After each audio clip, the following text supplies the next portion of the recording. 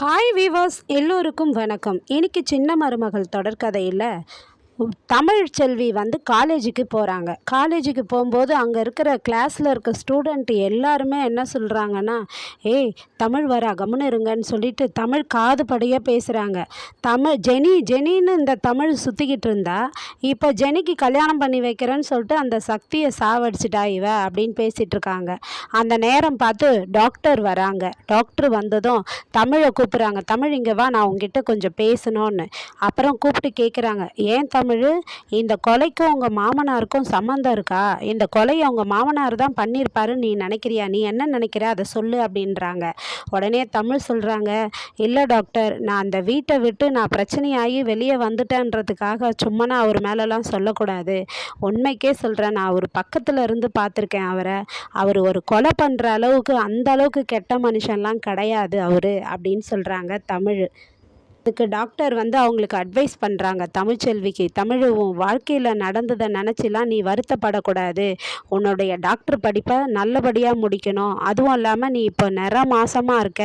நீ வந்து மனசு ஃபீல் பண்ணாமல் இருந்தால் தான் குழந்தை நல்லா பிறக்கும். அதனால் உன் உடம்பை நீ நல்லா பார்த்துக்கோ அப்படின்னு அட்வைஸ் பண்ணுறாங்க டாக்டரு. அதுக்கப்புறம் சேது வந்து அட்வொகேட் கிட்ட புலம்பிக்கிட்டே இருக்கிறாரு.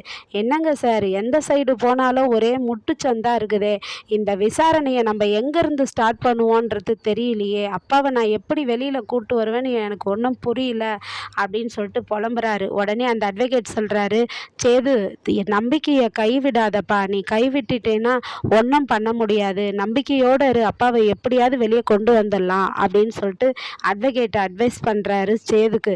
அப்புறம் சேது கேட்குறாரு, டாக்டர் நான் அந்த ஃபைல் கேட்டேனே என்ன ஆச்சுன்றாரு. அப்போ அட்வொகேட் கொடுக்குறாரு சேதுக்கிட்ட ஒரு ஃபைலை ஒன்று, இதுதான்ப்பா போஸ்ட்மார்ட்டம் ரிப்போர்ட்டு, அந்த போஸ்ட்மார்ட்டம் ரிப்போர்ட்டில் என்ன வந்திருக்கோ அது எல்லாமே அதில் இருக்குது, ஆதாரம் எல்லாம், நீ அதை பார்த்து தெரிஞ்சுக்கோ அப்படின்னு சொல்லிட்டு கொடுக்குறாரு. அதுக்கப்புறம் தமிழ்ச்செல்வி அவங்க டாக்டர்கிட்ட போயிட்டு ரூமில் கேட்குறாங்க, டாக்டர் சக்தியோட பாடி இங்கே தானே போஸ்ட்மார்ட்டம் நடந்தது, நம்ம காலேஜில் தானே, அந்த ரிப்போர்ட் அந்த ஃபைலை நான் பார்க்கணும் அப்படின்னு கேட்குறாங்க. நீ எதுக்கு பார்க்கணும் தமிழுன்றாங்க. இல்லை நான் அதை பார்த்தே ஆகணும் அப்படின்னு சொல்கிறாங்க.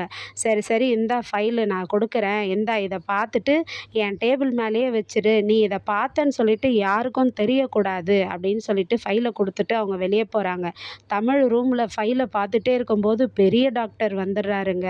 அவங்களுக்கு கிளாஸ் எடுக்கிற பிரின்சிபல். அவர் வந்து இந்த பொண்ணு என்ன பண்ணுது இந்த ரூமில் அப்படின்னு சொல்லிட்டு கிட்ட போய் பார்த்தா அது போஸ்ட்மார்ட்டம் ரிப்போர்ட்டு ஃபைலு.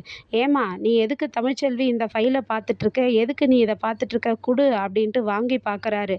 பார்த்துட்டு கோவமா, நீ இது மாதிரி விஷயத்தெல்லாம் தலையிடாத, உனக்கும் இதுக்கும் எந்த சம்மந்தமும் கிடையாது, நீ படிக்கிறியா படிச்சுட்டு போறியா, அது போல தான் இருக்கணும் அப்படின்னு சொல்லிட்டு உன் ஃபோனை கொடு, நீ ஃபோட்டோ எடுத்திருப்பேன்னு எனக்கு தெரியும் அப்படின்னு சொல்லிட்டு ஃபோனை பிடுங்கி அவங்க ஃபோட்டோ எடுத்ததெல்லாம் டெலீட் பண்ணிடுறாருங்க.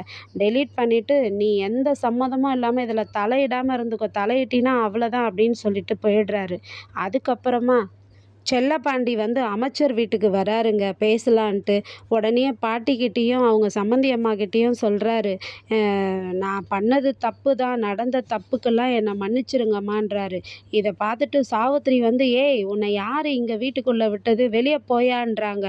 உடனே செல்லப்பாண்டி வந்து அவங்க சம்மந்தி அம்மாக்கிட்ட, என்னை மன்னிச்சிருங்கம்மா, என் பொண்ணும் எந்த தப்பும் செய்யலைன்னு சொல்கிறாம்மா, அவள் பொய் சொல்ல மாட்டாம்மா, என்னை மன்னிச்சிருங்கம்மான்றாரு. உடனே ஈஸ்வரி வந்து, எதையா மன்னிச்சிட சொல்கிற, உன் பொண்ணு அமைச்சரை வந்து அவர் பதவியை விட்டு விலகி ஜெயிலுக்கு அமிச்சால, அதை மன்னிக்க சொல்கிறியா, இல்லை இந்த வீட்டை விட்டு எங்களெல்லாம் அவமானப்படுத்திட்டு போனால அதை மன்னிக்க சொல்கிறியா, நீ வெளியே போயா முதல்ல அப்படின்றாங்க. அம்மா நான் வந்து எங்கள் பெரிய சம்மந்திங்கிட்டேயும் ஆத்தாக்கிட்டேயும் பேச வந்திருக்கேன், என்னை பேச விடுங்கம்மான்றாரு. அம்மா என் பொண்ணு அப்படிலாம் செய்யலைம்மா, மன்னிச்சிருங்கம்மா, எங்கேயோ ஏதோ நடந்திருக்குதுமான்றாரு. உடனே சேது வராரு. சேது வந்ததும் ஈஸ்வரி ஒன்றா ரெண்டுமா கோழி மூட்டிடுறாங்கங்க. சேது இவர் நாங்கள் என்ன கேட்குறது, நீங்கள் வாயை மூடிட்டு இருங்கன்னு எங்களை சொல்கிறாரு அப்படின்னதும் உடனே சேது அவர் மேலே கோவப்படுறாரு. யோ நீ ஏயா இங்கே வந்த, நீ வெளியே போயா அப்படின்றாரு. கருப்புலாம் சமாதானப்படுத்துகிறாரு. சேது அவர் உங்கள் மாமனார்ப்பா அப்படின்றாரு.